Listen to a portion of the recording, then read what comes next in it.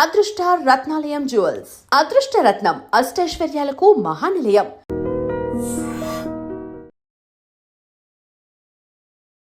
ఒక యాంకరు సంక్రాంతి కమ్మవాళ్ళ పండుగ, కమ్మవాళ్ళు చేసుకునే పండగ అని ఒక వీడియో చేశారు. దాని మీద చాలా కాంట్రవర్సీ నడుస్తుంది.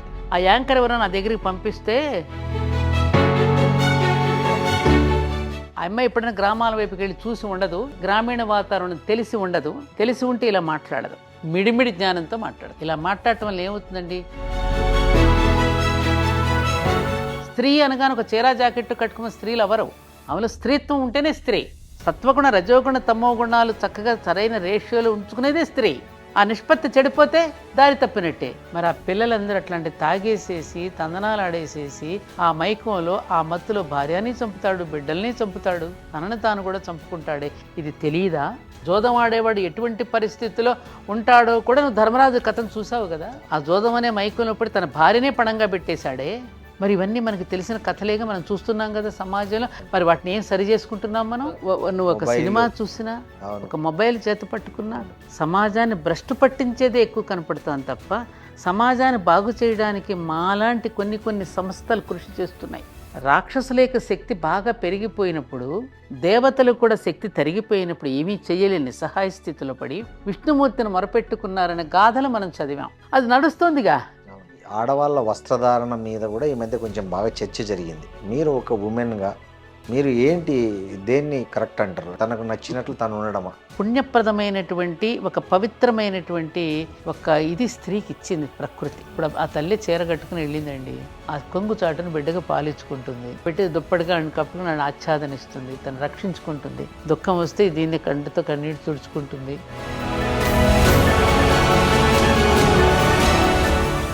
నువ్వెవడవరా నాకు చెప్పడానికంటే? అవును మేడం, అసలు సనాతన ధర్మం అంటే ఏంది? ఈ మధ్య ఎవరు పడితే వాళ్ళు ఎక్కడ పడితే అక్కడ వాడేస్తున్నారు. నాకు వాళ్ళ బీపీ లేదు, షుగర్ లేదు నాన్న, ఆరోగ్యంగా ఉన్నాను, ఏ మందులు లేవు నాకు. మరి ఇలా ఉన్నానంటే దేనికి వల్ల ఉన్నావు? వీటన్నింటికీ నేను వశమై వాటికి కృతజ్ఞతాబద్ధురాలినై జీవిస్తూ ఉన్నందుకు నేను ఆరోగ్యంగా ఉండగలుగుతున్నా. నువ్వు అలా నడుస్తూ ఉంటే నిన్ను అది కాపాడుతోంది. నువ్వు దాన్ని కాపాడటం ఏంటి? నేను వేదాలను రక్షిస్తున్నానంటాడు ఒకడు ధర్మాన్ని రక్షిస్తున్నానంటాడు, హిందుత్వాన్ని హిందుత్వమే, అసలు హిందుత్వమే లేదు మనకి. నీకు రామాయణంలో హిందూ శబ్దం ఉందా? మహాభారతంలో హిందూ శబ్దం ఉందా? ఇది ఎవడో పెట్టిన పదం, ఏదో పెట్టాడో వాడుకుంటున్నాం, ఏదో ఇంగ్లీష్ క్యాలెండర్ వాడుకుంటున్నట్టుగా.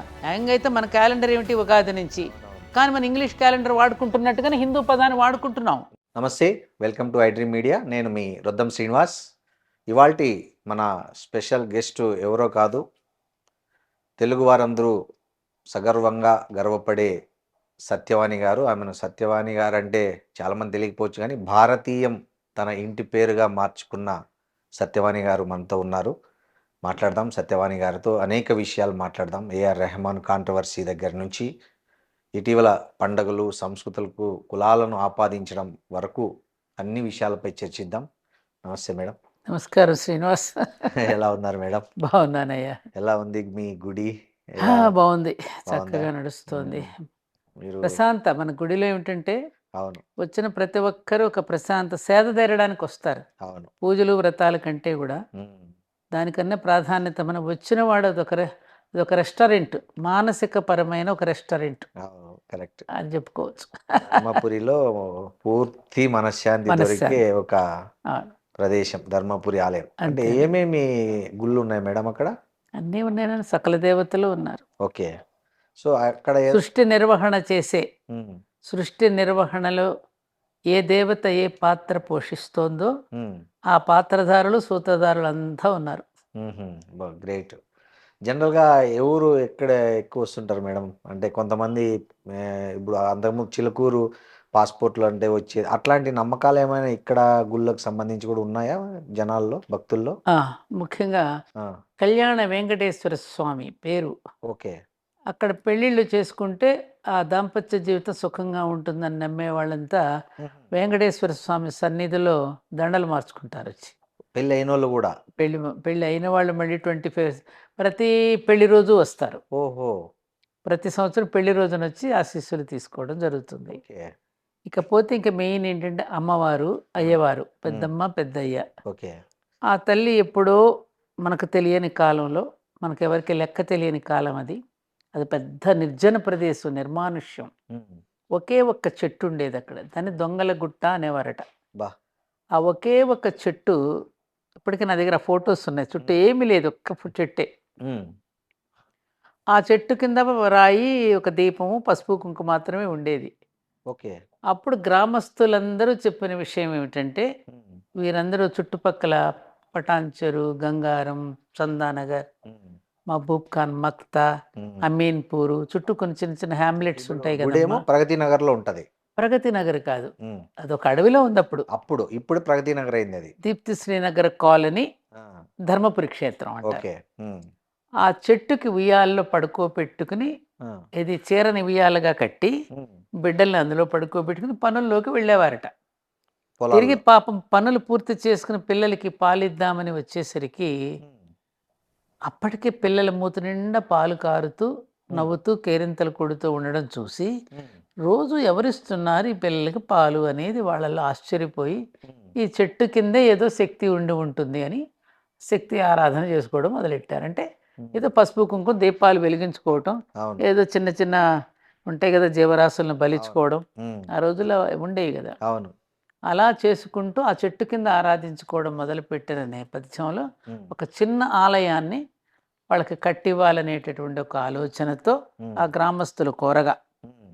ఆ చుట్టుపక్కల గ్రామాలు, ఓకే. అలా నిర్మాణం జరిగినటువంటి ఆ తల్లి చిన్న ఆలయంలో తాను ఉండి, తాను వివిధ రూపాలలో అవతరించింది. అటు వెంకటేశ్వర స్వామిగాను ఆవిడే, ఉమ్. అటు సరస్వతీదేవిగా ఆవిడే, ఉమ్. అటు పద్మావతిగా ఆమె, బ్రాహ్మరి దుర్గాంబిక, దుర్గామల్లేశ్వర స్వామి, ఆంజనేయ స్వామి, అయ్యప్ప స్వామి, గణపతి, కుమారస్వామి ఇత్యాది దేవతల రూపంలో ఉన్నదంతా ఆవిడ. వ్యాపిని వివిధాకార, ఉమ్. వివిధాకారాలలో వ్యాపం చేసి ఎవరికి నచ్చిన దైవాన్ని వాళ్ళు ఆరాధించుకునేటట్టుగా అమ్మవారు అక్కడ అంత పని చేసింది. ఉమ్. అది దాన్ని మీరు అది నన్ను ఒక చిన్న ఈ దీనిగా దేహాన్ని ఒక ఇన్స్ట్రుమెంట్గా అమ్మవారు వాడుకుంది. ఉమ్. దాన్ని ఒక తన పెద్ద యొక్క క్షేత్రం చేశారు మీరు. తన యొక్క ఉనికిని అవును. చాటుకోవాలిగా. అవును. చాటుకోవాలంటే ఎవరో ఒక మానవ దేహం కావాలి. అవును. ఆ మానవ దేహం ద్వారా చేయించుకుంది. ఆ మానవ దేహమే ఈ ఉపాధి. అంతే. బాగుంది. ఆ, బాగుంది. మేడం, మీరు అప్పుడు అయోధ్య ఉద్యమంలో అయోధ్యలో రామాలయం నిర్మించాలనే ఉద్యమంలో ఉమ్, మీది చాలా పెద్ద పాత్ర అని విన్నా. ఉమ్. యాక్చువల్గా తెలుగు వారిలో తెలుగు రాష్ట్రాలన్నిట్లో మీ అవును. పేరు సువర్ణాక్షరాలతో లిఖించదగ్గది అని చాలా మంది చెప్తుంటారు. ఆ, అసలు ఏంటి దాని అంటే అయోధ్యలో రామాలయం అయితే ఇప్పుడు ఆ నిర్మించాలని? పేజీ ఎక్కడ కనపట్టలేదు లేదు. ఉమ్. ఆ పేజీ కట్ చేసినట్టున్నారు ఇప్పుడు. ఏమో మీకు తెలియదు కదా. అవునవును. తెలియట్లే. చరిత్రలో కొన్ని పుటలు అవును. అలా కట్ అయిపోతూ ఉంటాయి. మన మార్చేస్తున్నారు. రామాయణ మహాభారత కథల్లో కూడా ఉమ్. ఆనాడు వాల్మీకి మహర్షి, వ్యాస మహర్షి రచించిన గ్రంథాల్లో కూడా ఉమ్. ప్రక్షిప్తాలు చేర్చేశారు కదా. అవును. అట్లాగే ఒరిజినల్గా ఇప్పుడున్నటువంటి వ్యక్తుల జీవితాల్లో కూడా అసలైన నిజాలని, సత్యాలని అవును. వదిలేసి ఆ. వీళ్ళంతా కల్పించే కొన్ని ప్రక్షిప్తాలు ఉన్నట్టుగానే వాట్సాప్ యూనివర్సిటీ ఉంటాయి. సిలబస్. ఉంటాయి. అది ఆ. వాస్తవాలు. అది సో నాన్నది. అప్పుడు ఏం చేశారండి మీరు దాంట్లో? ఏరేం లేదు. ఉమ్. అంటే మొదటి ఇటుక పెట్టిన వాళ్ళలో ఆ, మీరు ఉన్నారని అవును అంటారు. అవును అవును ఉమ్. తెలుగులో రాసుకు వెళ్ళిన ఇటుకలు ఉమ్. 3, శ్రీరస్తు, శుభమస్తు, అవిఘ్నమస్తు అని ఉమ్. 3 ఇటుకరాళ్ళ మీద ఉమ్. 3 ఇవి రాసి ఉమ్. సిల్క్ బట్టలు మూట కట్టుకుని పట్టుకెళితే ఆ 3 రాళ్ళు మొట్టమొదటి శిలాన్యాసలో. అప్పుడు నేను రామచంద్రుడి ఆలయానికి శంకుస్థాపన చేయడానికి పర్మిషన్స్ ఇవ్వడం లేదుగా. అవునవును. ఆ పర్మిషన్ ఇవ్వనప్పుడు నాకు చాలా రకరకాల ఆలోచనలు. ఉమ్. ఈ దేశం ఎవరిది? సార్వభౌముడు అంటే సర్వత్రా, భరతుడు. అంటే ప్రపంచాన్ని పరిపాలించింది రామచంద్రుడు. అవును. రామచంద్రుడు కదా పరిపాలించింది త్రేతాయుగంలో. సరే, భరతుడు పరిపాలించాడని భారతదేశం. భారతదేశం అని చెప్పి దాని మీద రకరకాలు ఉన్నాయిలేండి. ఈ సరస్వతి అంటే జ్ఞాన భూమి కాబట్టి భారతీదేవిగా, మన సరస్వతికి మరో పేరుంది కాబట్టి భారతీదేవి అంటే జ్ఞానవంతులు కాబట్టి భారతదేశం వచ్చిందనంటే ఎప్పుడు కూడా వెలుగులో రమించే దేశం కాబట్టి, అంటే జ్ఞానం అనే వెలుగులో. సరే, రకరకాలుగా నిర్వచనాలు ఏమైనా చెప్పుకోవచ్చు మనం దానికి జోలికి వెళ్ళొద్దు, రకరకాల వ్యాఖ్యానాలు ఉన్నాయి. అప్పుడు నేను అరే ఈ పుణ్యభూమి రామచంద్రుడు ప్రపంచం మొత్తానికే ఒక ఆదర్శవంతంగా పరిపాలించాడు. మన రాజ్యాంగంలో కూడా వారిదే ఉంటుంది కదా చిత్రపటం. మరి ఎందుకు రామాలయం కట్టుకోవడానికి పర్మిషన్ ఇవ్వడానికి ఇంత ఇబ్బందులు ఎందుకు పడవలసి వస్తోంది అనేటటువంటిది స్వామి చిన్మయానంద గొప్ప గొప్ప వాళ్ళందరి యొక్క ప్రవచనాలు వినడం ద్వారా నాలో ఏదో ఒక ధర్మావేశం పెళ్ళుబుకి, అది కూడా కంచి పరమాచార్య స్వామి వారి యొక్క బ్లెస్సింగ్స్ తీసుకోవడంతో ఆనాడు అయోధ్యలో శిలాన్యాసం జరిగే వరకు నేను కురులు ముడవను అని చెప్పి శపథం చేసి, ఎందుకు రామాలయం మనం కట్టుకోవాలి, అసలు రామాలయం మనకి ఏం అందిస్తోంది, దాని నుంచి మనం తెలుసుకోవాల్సింది ఏమిటి, అసలు ఆలయం అనేది ఎందుకు, ఆలయం ద్వారా జాతి జనులు పొందవలసింది ఏమిటి, మన పూర్వీకులు అసలు ఎందుకు ఇచ్చారు ఆలయ సంస్కారాన్ని, ఆ సంస్కృతిని అనేదాన్ని ప్రజలకు తెలియచేసి ప్రజలను మేలుకొల్పాలని అలా 2 నెలలు అలా. సో అప్పటి వరకు మీరు జస్ట్ హౌస్ వైఫ్ అంతే. ఈ ఇన్సిడెంట్ తో బయటకు వచ్చారా? అంతకుముందు కూడా చిన్న చిన్న ఉద్యమాలు చేశాను. అయ్యో మన అల్ కబీర్ ఉద్యమం అని, ముఖ్యంగా ఎడ్యుకేషన్ మీద నేను రామాలయం జరగకముందు నేను చాప కింద నీరులాగా ఎడ్యుకేషన్ మీద నేను దాన్ని ఒక ఉద్యమంగా తీసుకున్నా. స్కూల్స్కి కాలేజెస్కి వెళ్ళడం, సౌశీల్య అకాడమీని ప్రారంభం చేసి, నేను ఈ మోరల్ ఎడ్యుకేషన్ తీసేశారు కదమ్మా, దాని మోరల్ ఎడ్యుకేషన్ తీసివేయడం వల్ల సమాజంలో విద్యావంతులు కూడా నేరాలకు ఎందుకు పాల్పడుతున్నారు అనేటటువంటి ఆవేదనతో నేను స్కూల్స్ని ఎంచుకుని పిల్లలకి దానికి కావలసినటువంటి సాహిత్యాన్ని, సహితస్య భావమే సాహిత్యం కదా నాన్న, సమాజం యొక్క హితం కోరుకునేదే సాహిత్యం కదా, అటువంటి సాహిత్యాన్ని టీచర్స్కి ఇస్తూ అప్పుడప్పుడు మీరు చదవండి అమ్మా, కేవలం పాఠ్యాంశాలే కాదు, పాఠ్యాంశాలకు బదులు మధ్య మధ్యలో ఇవి కూడా మీరు బోధిస్తూ ఉంటే పిల్లవాడి మనసులో అది ఆ చిత్తంలో ఎప్పుడైతే వాడు ముద్రింపబడుతుందో అతడు తప్పు చేయడానికి భయపడతాడని అలా చాలా స్కూల్స్, కొన్ని వేల మంది అలా ప్రారంభమైన ఉద్యమం. అలా అక్కడ ముందు అలా చేసుకుంటూ వస్తున్న నేపథ్యంలో 89లో ఈ ఇన్సిడెంట్ జరగడంలో కాస్త నాకు ఎక్కడైనా ఏదైనా గబుక్కున అన్యాయం, ఇది దుర్మార్గం అని అనిపించినప్పుడు స్పందించడం అనేది అది బై బర్త్ ఉన్నది, ఇవాళ కొత్తగా వచ్చింది. ఇంకా చిన్నప్పుడే గుడిలో పానకం పోయకపోతే హరిజనుడికి ఆనాడే పోట్లాడిన నేపథ్యం అది. సూపర్.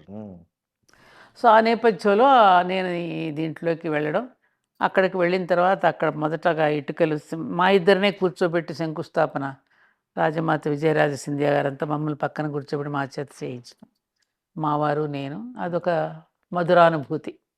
అంటే అక్కడ దాకా ఎలా వెళ్ళారు? అప్పుడంతా చాలా పోలీస్ ప్రొటెక్షన్ అట్లా ఉండేది కదా. అది చాలా కళ్ళు గప్పి వెళ్ళాము. ఎలా? అవి పెద్ద అనుభూతులండి, చాలా ఉన్నాయి. అది మీకు ఈరోజు సరిపోదు, అదొక గ్రంథమే, అట్లా అది ఒక గ్రంథమే రాయొచ్చు. అంటే ఎలా కప్పు పోలీసులు కళ్ళు కప్పి అసలు ఏంటండి అది, ఆ రోజున ములాయం సింగ్ యాదవ్ గారు చీఫ్ మినిస్టర్గా ఉన్నప్పుడు కందకాలు తవ్వించేసి సైకిల్ కూడా వెళ్ళనివ్వకుండా చేశారుగా, సైకిల్ కూడా వెళ్ళనివ్వకుండా చేసి ఎక్కడికక్కడ పవర్ ఫెన్సింగ్స్ పెట్టేశారు, ముట్టుకుంటే షాక్ కొట్టేట్టు. అలాంటి సిచ్యువేషన్లో చేరుకోగలిగాం. అదే ఎలా చాలా స్ట్రాటజికల్గా చాలా నాగ్గా చేరుకుని లోపలికి ఎంటర్. సారు ఆర్మీ కాబట్టి ఆయన అక్కడ ఉపయోగపడ్డా మీకు? అట్లా ఏం ఉపయోగపడలేదండి, ఆయన ఆర్మీ ఆఫీసర్, ఆయన కూడా ధైర్యంతో వచ్చారు. అవును, ఆయన అక్కడికి, ఆర్మీ అంటే సివిల్ ఇంజనీర్ కదండి, ఆర్మీ అంటే వీళ్ళకి డ్రెస్ అది ఏమి ఉండదు, సివిల్ సైడ్. అవును. సో ఆ విధంగా మేము చేరుకోగలిగాం. నేను శివచైతన్య గారని ఇప్పటికి మంగళగిరిలో వారి ఆశ్రమం ఉంది, మాతాజీ, ఆమె నాకు తోడున్నారు, నాతో పాటు ఇంకో 15 మంది ఉన్నారు, అందరం కలిసి అక్కడికి సో చేరుకున్నాం. అప్పుడు తెలుగు రాష్ట్రాలంటే ఉమ్మడి ఏపీ నుంచి వెళ్ళింది మీరే అప్పట్లో. సార్ ఇక్కడ తెలంగాణ సో నుంచి మీరు వచ్చారు ఇటుకలు మా రెడీగా పెట్టుకున్నారు లేడీస్లో. చేయడానికి, పూజ చేయడానికి? మా తమ్ముడికి ఇటుకల ఫ్యాక్టరీ ఉండేది రాజమండ్రిలో, ఆ, అతని దగ్గర ఇటుకలు తెచ్చుకున్నా. ఆహా, ఓకే. అది ఓకే.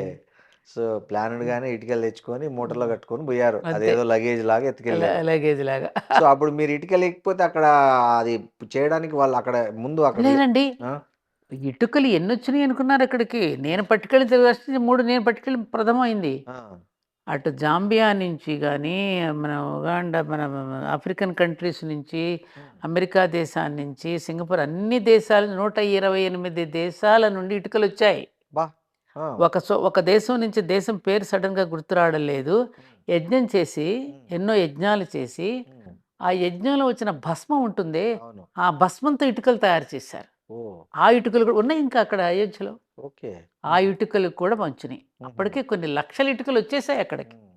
ఇంటింటికి ఒక ఇటుకని పెట్టారు కదా అవును, అప్పుడు. అవును, అవును. ఆ ఇంటింటికి అంటే ఇది హిందువుల యొక్క మానస మందిరం కావాలని కదా అప్పుడు.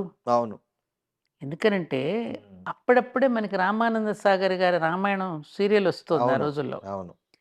ఆ సీరియల్‌ని ఎంత అద్భుతంగా తీశారో, ప్రజలు కూడా ఆ 9 గంటలు అవుతోందంటే ఇంట్లో అన్ని పనులు పూర్తి చేసుకొని అందరూ ఎవరు? నాట్ ఓన్లీ హిందూస్ అండి. యెస్. అటు మహమ్మదీయుల దగ్గర నుంచి అందరూ కూడా ఆ సీరియల్‌ని చాలా ఉత్సాహంతో చూసి, ఒక ఉత్తేజాన్ని పొందినటువంటి రోజులవి. కరెక్ట్‌గా ఆ సమయానికి ఈ ఉద్యమం కూడా ఉండడం చేత ప్రజలందరూ కూడా చాలా చైతన్యవంతులై, అప్పుడప్పుడు మేము చెప్పేటటువంటి విషయాల వల్ల అలా హిందూ మానస మందిరంగా చేసుకోవాలి. దాని నుంచి పరిపాలన అనేది అక్కడి నుంచి సాగాలి. రామచంద్రుడిని అక్కడ పెట్టుకొని మనం పరిపాలన సాగించుకుంటున్నాం అనే భావనతో జరగాలని కదగా మనం అప్పుడు పెట్టుకుంది. అవును. ఆ నేపథ్యంలో వెళ్ళడం జరిగింది. మీరు ఆశించింది ఇప్పుడు నెరవేరిందా? ఆలయం పూర్తయింది అంత కాబట్టి. తొందరగా ఎక్కడవుతాయి? అన్ని రకాల సహకారాలు ఉండాలి కదమ్మా! అవును. ప్రభుత్వం ఇప్పుడు ఎందుకంటే ఇన్నాళ్లుగా జీర్ణించుకుపోయినటువంటి ఈ బ్రిటిష్ వాళ్ళు వచ్చి మనల్ని భ్రమలు కలిగించి అనేక రకాలైనటువంటి ఏమంటారు దుష్ట ప్రచారాలు చేసి మన దేవీ దేవతల మీద ఎన్నో రకాల ప్రయోగాలు చేశారు కదా. హ్మ్. వాటన్నింటి నుంచి బయటపడాలి అంటే మళ్ళీ మనలో జ్ఞానోదయం కలగాలంటే కొంత సమయం పడుతుంది కదా. అవునవును. కాబట్టి ప్రారంభమైంది కొంతవరకు, ఇది కొంతవరకు నెరవేరుతుంది. నెరవేరడానికి కావలసినటువంటి ఒక ఈ మధ్యన అంటున్నాం కదా పంచ పరివర్తన అని కూడా అవును. తీసుకొని వచ్చారు కదా. హ్మ్. ఆ కుటుంబ నేపథ్యంలో మనం ఏ విధంగా పెరగాలి, అవును. పర్యావరణాన్ని ఎలా కాపాడుకోవాలి, మనలో సివిక్ సెన్స్ని మనం ఎలా పెంచుకోవాలి, ఇవన్నిటిని మీదే మళ్ళీ ప్రజల్లోని ఎడ్యుకేట్ చేయాలి కదా.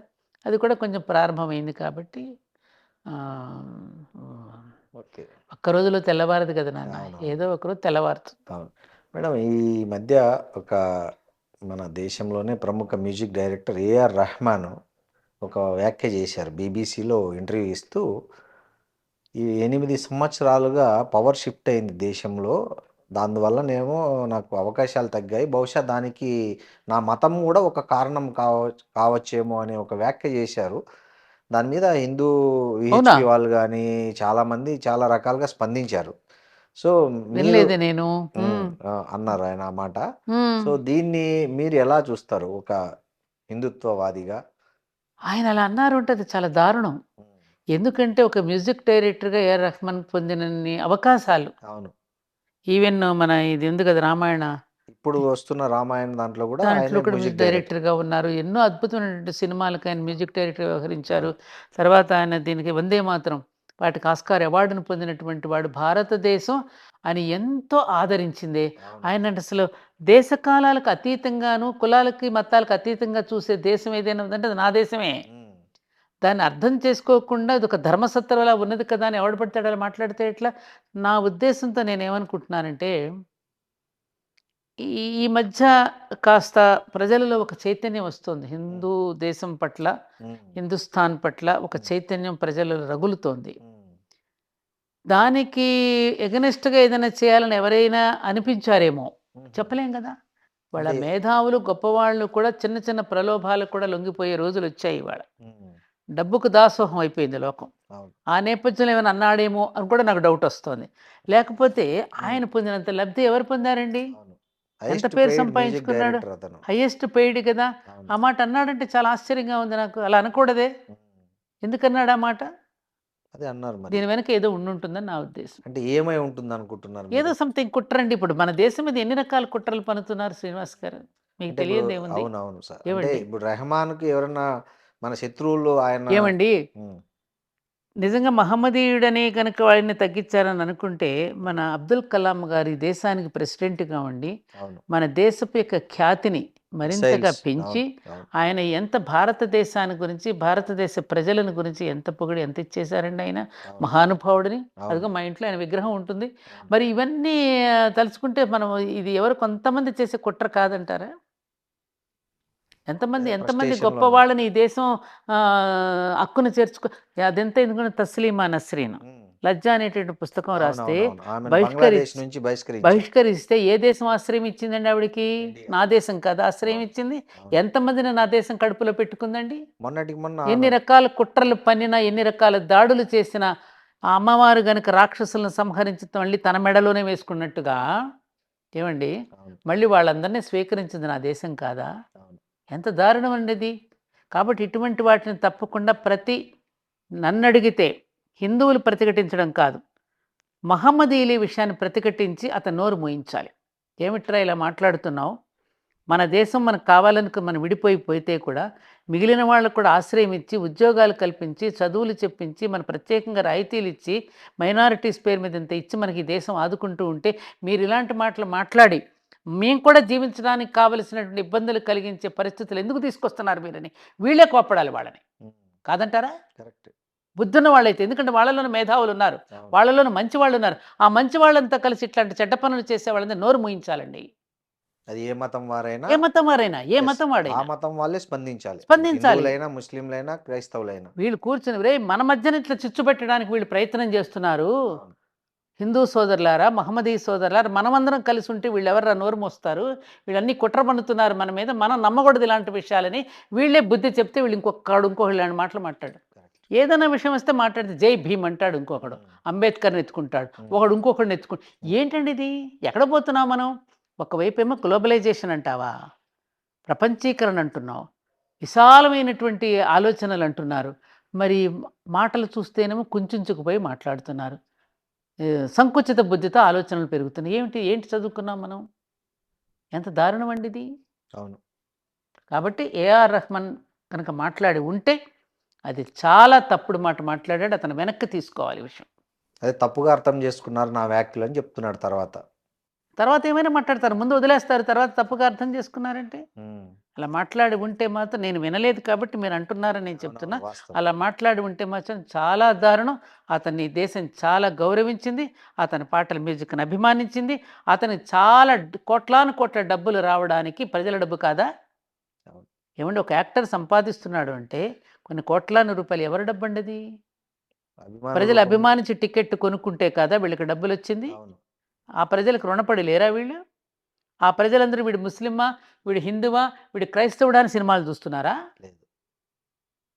జేసుదాస్ గారండి, నేను నిజంగా ఆయన ఎక్కడన్నా కనపడితే పాదాల మీద పడిపోదామని ఉంటుంది నాకు. జేసుదాస్ గారు ఎంత అభిమానిస్తున్నాం, ఎంత గౌరవిస్తున్నాం, ఎంత చక్కని పాటలు పాడుతుంటే ఎంత ఎందుకండి ఇలాంటి సంకుచితంతో ఆలోచిస్తున్నారు వీళ్ళు? కాబట్టి దీని అంతటికీ ఏం లేదండి, ప్రజలు కూడా కుంచుకుపోకుండా, సంకుచిత తత్వంతో ఆలోచించకుండా, ప్రజలకు కూడా ఆలోచనాపరులై ఇటువంటి మాటలు తిప్పికొట్టాలి. ఎవరు? ఆ మతాల ప్రజలే తిప్పికొట్టినప్పుడు వీళ్ళకి బుద్ధి వస్తుంది. అరే మన వాళ్ళే మనల్ని వ్యతిరేకిస్తున్నారు. ఎందుకంటే ఒకప్పుడు అండి, ఒక కులంలో కానీ ఒక మతంలో కానీ తప్పు చేస్తే వాళ్ళని బహిష్కరించేవారు. అవును. ఇవాళ అది లేదు. ఊరిలో కూడా ఎవరైనా తప్పు చేస్తే బహిష్కరణ జరిగేది. ఊరి పెద్దలందరూ కూర్చుని దానికి ఒక పంచాయతీ పెట్టుకుని తప్పు చేస్తే కులానికి చెడ్డ పేరు తెచ్చినా, గ్రామానికి చెడ్డ పేరు తెచ్చినా, దేశానికి చెడ్డ పేరు తెచ్చినా బహిష్కరించేవారు. వాళ్ళు కోప్పడేవాడు లేడండి, మందలించేవాడు లేడండి. ఎవడిష్టం వాడు మాట్లాడేయచ్చు. అందులో సోషల్ మీడియా వచ్చింది, ఎవడిష్టం వచ్చిన వాడు వాగేయచ్చు, ఏది పడితే అది మాట్లాడేయచ్చు. ఈ పద్ధతి చాలా తప్పండి, చాలా తప్పు. మేడం, ఇట్లాంటిది ఇంకో కాంట్రవర్సీ. ఈ మధ్య ఒక యాంకరు సంక్రాంతి కమ్మవాళ్ళ పండుగ, కమ్మవాళ్ళు చేసుకునే పండగ అని ఒక వీడియో చేశారు. దాని మీద చాలా కాంట్రవర్సీ నడుస్తుంది. అవునా? ఇవన్నీ నేను చూడను కదండి, నాకు తెలియవు ఇవన్నీ. అవును. అంటే నిజంగా ఈ పండుగలు ఇట్లాంటివి అనేవి కొన్ని కులాలకు సంబంధించినవా, లేకపోతే మొత్తం అందరూ కలిసి చేసుకునేవా? ఆ యాంకర్ ఎవరైనా నా దగ్గరికి పంపిస్తే కూర్చోబెట్టి చెప్తా. దానికి గ్రామం వైపుకి ఇప్పుడు అసలు చూసిందా? సంక్రాంతి పండుగ వస్తే అన్ని కులాల వాళ్ళు కలిసి చేసుకునే పండుగ. ఆ అమ్మాయి ఎప్పుడైనా గ్రామాల వైపుకి వెళ్ళి చూసి ఉండదు, గ్రామీణ వాతావరణం తెలిసి ఉండదు. ఏమండి, తెలిసి ఉంటే ఇలా మాట్లాడదు. అన్ని కులాల వాళ్ళు కలిసి చేసుకునే పండుగే సంక్రాంతి పండుగ. మన ఇంటికి ధాన్యం వస్తుంది అంటే ఆ ధాన్యం రావటానికి అందరి కృషి ఉంటుంది దానిలో. నాట్లు వేసేవాడి దగ్గర నుంచి దున్నేవాడి దగ్గర నుంచి, నాట్లు వేసేవాడు, కోసేవాడు, తూర్పారు పట్టేవాడు, పంట తెచ్చేవాడు, మళ్ళీ బియ్యాన్ని మిల్లులు ఆడించేవాడు, దంచేవాడు, వండేవాడు, పంచేవాడు, ఇంతమంది కృషి చేస్తే ఉంటుందని ఆ కృతజ్ఞతతోని గ్రామం అంతా కలిసి భోజనం చేసేటటువంటి పండుగ సంక్రాంతి పండుగ.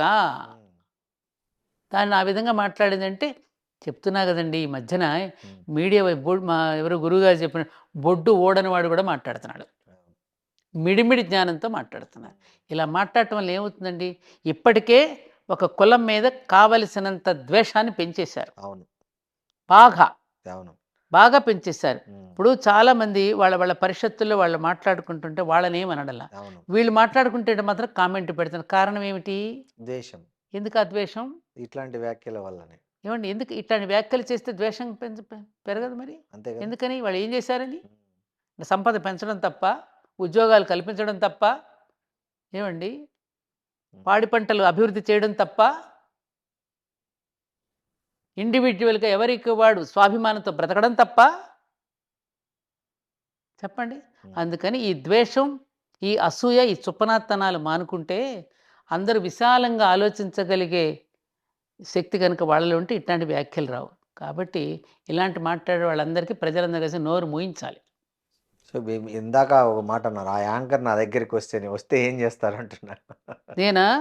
నోరు మూయిస్తానండి. ఓకే. నోరు మూయిస్తాను, సమాధానం చెప్పి నోరు మూయిస్తాను. ఓకే మేడం, ఇంకోటి ఈ మధ్య సోషల్ మీడియా కూడా అన్నారు కదా, అట్లనే మీడియా కూడా ఈ మధ్య వ్యక్తిగతమైన విషయాల పట్ల ఫోకస్ బాగా పెంచింది. ఐ మీన్ పెద్ద మీడియా నుంచి సోషల్ మీడియా వరకు, ముఖ్యంగా లేడీస్ను టార్గెట్ చేస్తూ సోషల్ మీడియాలో క్యారెక్టర్ ఎందుకండి మర్చిపోయి, మీరు ఇప్పుడు మీరు అన్నారు కాబట్టి గుర్తొచ్చింది నాకు.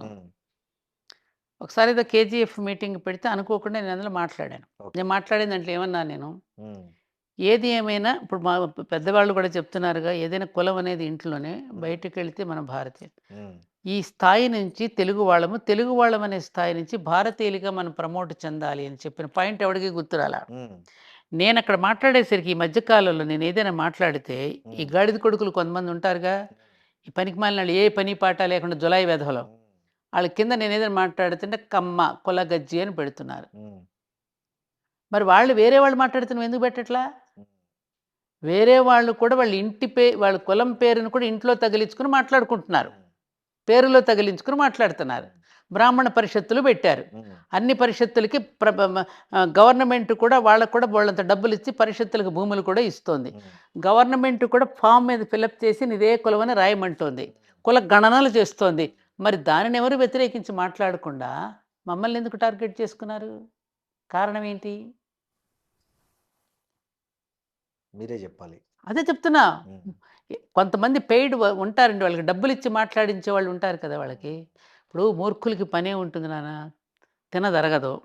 తినదరగకుండా బయటకు కూర్చుని ఇట్లా లొల్లాయి పాటలు పాడుకుంటూ లొల్లాయి మాటలు మాట్లాడుకుంటూ దానికే ఓ పెద్ద ప్రాధాన్యతనిస్తూ వాటిని ట్రోల్ చేసుకుంటూ వాటిని పెద్ద వైరల్ చేసుకుంటూ అదేదో పెద్ద గొప్ప విషయం అనుకున్నట్లుగా సోషల్ మీడియాలో అదేదో పెద్ద విజ్ఞానం అన్నట్టుగా పంపించేసుకుంటారు. ఏమండి, అసలు జర్నలిజం అంటే ఏంటి? నేను ఎప్పుడే ఒక మాట చెప్తా. నారద మహర్షి ఎవరు? ఫస్ట్ జర్నలిస్ట్ ఎవరు? నారదుడు. ఆయన ఏం చేశాడు? అక్కడ విషయాన్ని ఇక్కడ విషయాన్ని పరిశీలించి లోక కళ్యాణం కోసం పాటుపడ్డాడు. కలహభోజనుడు కాదు ఆయన. లోక కళ్యాణం కోసం దాన్ని సరిదిద్దడానికి, గర్భభంగం చేయడానికి, మళ్ళీ వాళ్ళ పరివర్తన తేవడానికి చేసింది నారద మహర్షి. అంతే కదా? అంతే. అది ఎవరికీ గుర్తుండదు. దానికి ప్రతీకలు ఎవరండి? జర్నలిస్టులేగా. అంతే కదా. జర్నలిస్టులు చేయవలసిందేంటి? ప్రజలకు పనికొచ్చే సమాచారాన్ని, అంతేనా? మేధస్సును భ్రష్టు పట్టించడానికా, మేధస్సును రగిలించడానికా జర్నలిజం? మేధస్సును భ్రష్టు పట్టించడానికా, రగిలించడానికా? రగిలించడానికే. మరి ఏం జరుగుతోంది ఇప్పుడు? ఇష్టానుసారంగా స్త్రీల మీద ఎన్ని రకాల జోక్స్, వెకిలి జోక్స్, వాళ్ళని ఇష్టం వచ్చినట్టు మాట్లాడటం. అందరు స్త్రీలు ఒక రకంగా ఉంటారా? స్త్రీలలో కూడా ఎన్ని రకాల జాతులు ఉన్నాయి కదండి. శూర్పణఖ జాతి ఉంటుంది, సీతమ్మ జాతి ఉంటుంది, అందరూ ఉంటారు, అన్ని రకాల వాళ్ళు ఉంటారు. స్త్రీ అనగానే ఒక చీరా జాకెట్ కట్టుకున్న స్త్రీలు ఎవరు? ఆమెలో స్త్రీత్వం ఉంటేనే స్త్రీ. సత్వగుణ, రజోగుణ, తమో గుణాలు చక్కగా సరైన రేషియోలో ఉంచుకునేదే స్త్రీ. ఆ నిష్పత్తి చెడిపోతే దారి తప్పినట్టే కదా. మరి అట్లాంటిది అన్ని పెట్టుకుని అనవసరంగా వాళ్ళ మీద క్యారెక్టర్ అసాసినేషన్స్ చేయడం, పెద్ద పెద్ద వాళ్ళ మీద ఏదో ఒక విధంగా వాళ్ళని మానసికంగా వాళ్ళని కుంగదీసి, ఈ మధ్యన ఒక ఐఏఎస్ ఆఫీసర్ గతను విన్నాను. ఎంత బాధపడ్డానంటే నేను ఆ విషయం చూసి, పాపం ఆవిడ ఆత్మహత్యకు కూడా పాల్పడిపోయేంత మానసికంగా కుంగిపోయింది అంటే అది ఎంత పాపం అండి. శ్రీనివాస్ ఒక్కటి చెప్తున్నా మీ ముందుగానే, ఈ దేశం ఇలా కుంచుకుపోవడానికి ఇన్ని సంవత్సరాలుగా ఈ దేశం ఎప్పుడైతే స్త్రీని అవమానపరచడం మొదలుపెట్టిందో అయ్యా, ఈ దేశం అధోగతి పాలవడానికి కారణం అది కారణం. తెలుసుకోండి ఎప్పటికైనా. ఎప్పుడు కూడా యుద్ధాలు వచ్చింది. సీతమ్మను అవమానపరిచినప్పుడు యుద్ధం వచ్చింది. ద్రౌపదిని అవమానపరిచినప్పుడు యుద్ధం వచ్చింది. ఈ దేశం స్త్రీని ఎప్పుడైతే అవమానపరుస్తుందో, ఆవిడ కన్నీరు ఈ భూమి మీద ఎప్పుడైతే పడేటట్టు చేస్తుందో, అప్పుడు ఏ దేశం కూడా పైకి రాదు. ఏ దేశం కూడా పైకి రాదు. తప్పు చేసిన గాడిదనేమో వదిలేస్తారా? ఆవిడని పట్టుకుని మీరు వేధిస్తారా? ఇది ఎంతవరకు కరెక్ట్ అండి? ఎన్ని అవమానాలు భరిస్తూ వస్తుందండి అనాది నుంచి స్త్రీ? అంత పురుషాహంకారమా? పురుషులు తప్పులు చేయడంలా? బోలెడు. ఎందుకండి నేను సోషల్ మీడియాలో గాంధీ గారి దగ్గర నుంచి, నెహ్రూ గారి దగ్గర నుంచి, ఇందిరాగాంధీ దగ్గర అందరి మీద ఏదైనా విషయం ఉంటే కూర్చొని డిస్కస్ చేసుకోండి మీరు. అవును. పార్టీ పరంగా డిస్కస్ చేసుకోండి, పాలనా పరంగా డిస్కస్ చేసుకోండి.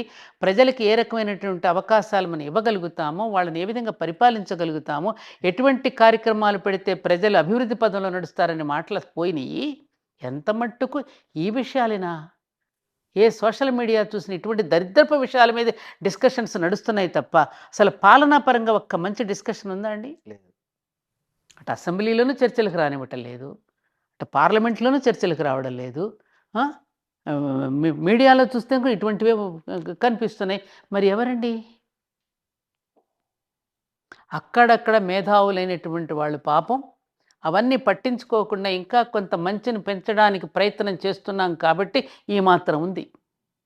కాదంటారా? నిజమే. మీరు ఒక మహిళా పార్టీ కూడా పెట్టాలని ఆలోచించినట్లు పెట్టాలని నాకు లేదు, పెట్టమని ఒక మహాతల్లి నాకు సూచన చేసింది.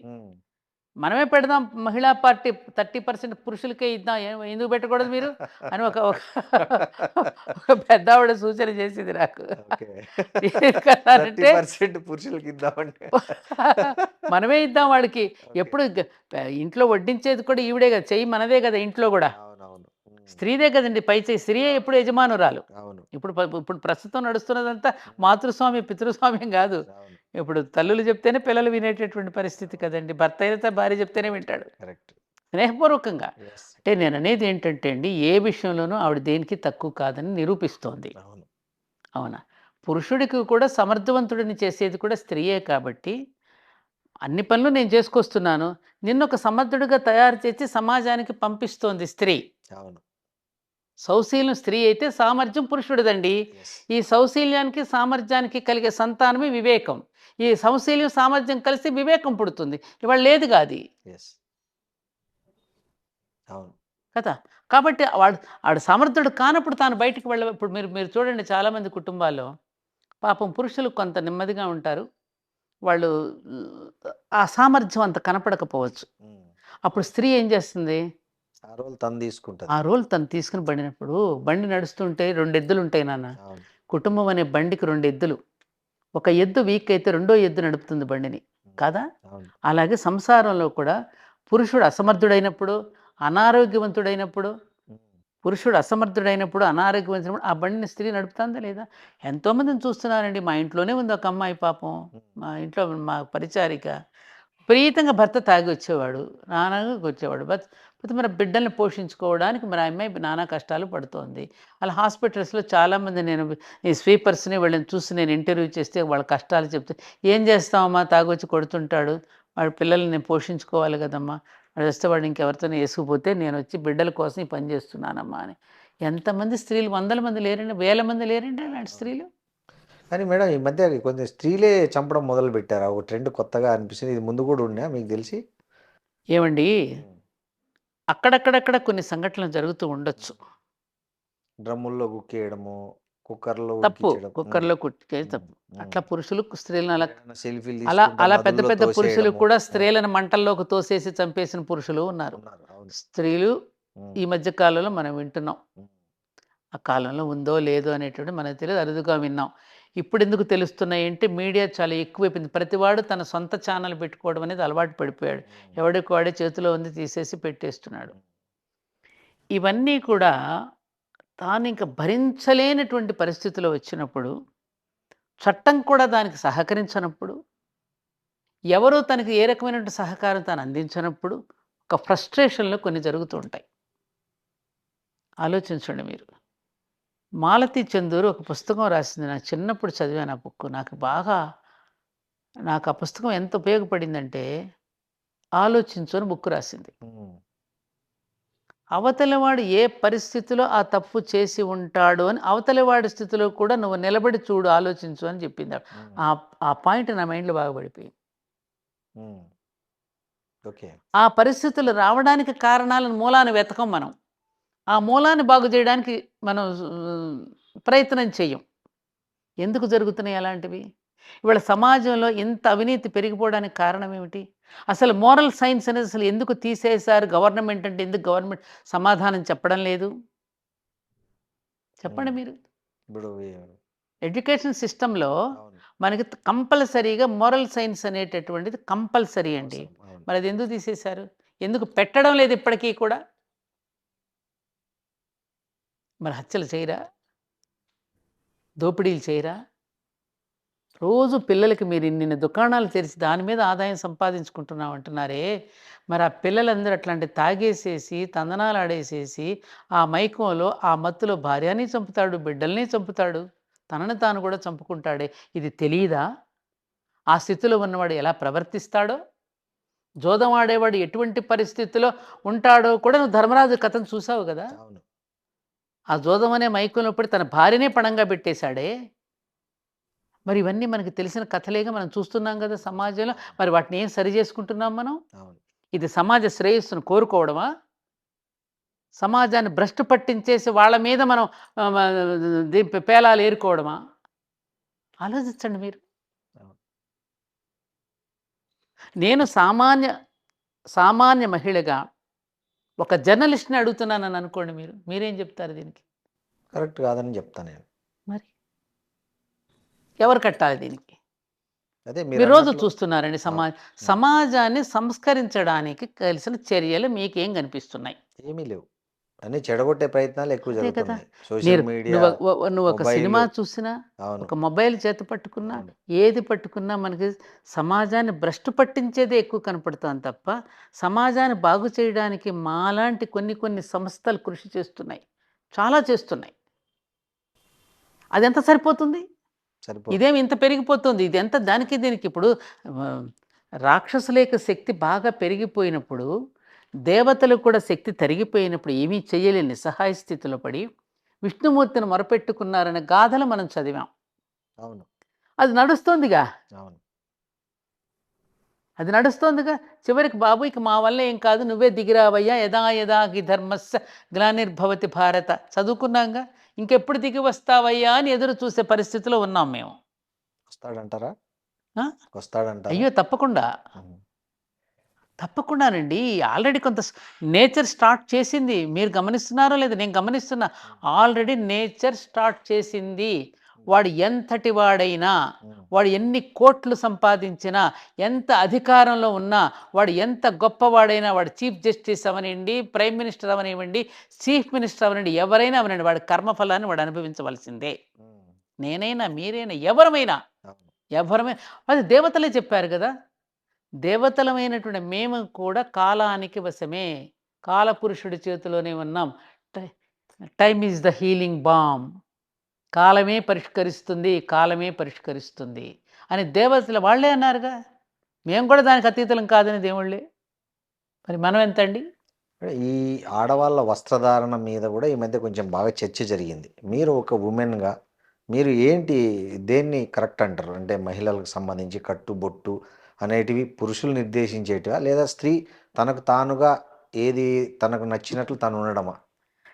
పురుషులు ఎప్పుడూ కూడా ఎవరిని దేని మీద నిర్దేశించలేదండి. ఉమ్, మనకి కొన్ని నియమాలని ఋషులు నిర్దేశించి చెప్పారు. ఉమ్.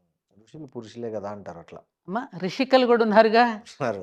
అక్కడ స్త్రీ పురుష భేదం ఉండదు. అవును, ప్రకృతి పురుషులు అంటే ఉమ్, పురుషుడు అంటే అక్కడ ఏమిటని అర్థం అంటే మానవులు అని అర్థం.